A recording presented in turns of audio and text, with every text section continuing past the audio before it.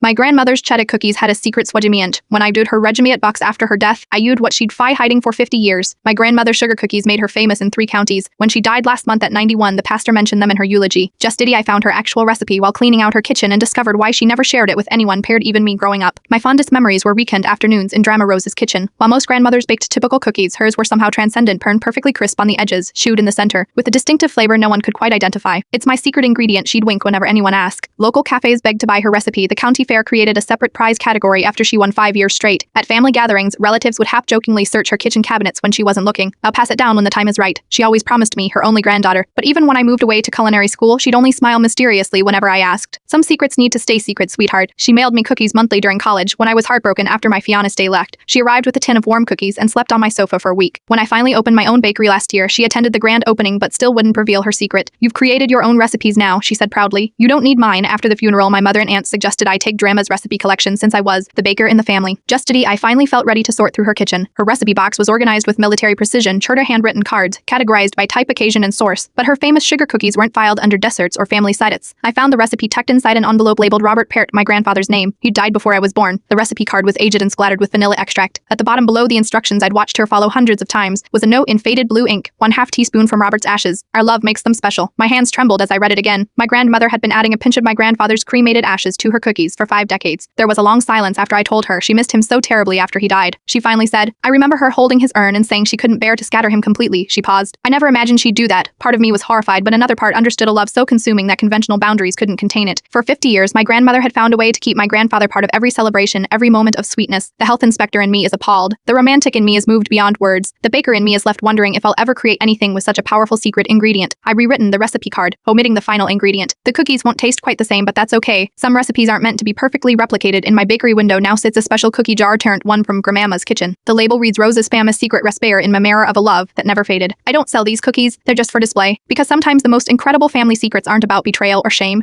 They're about love that found unusual ways to endure.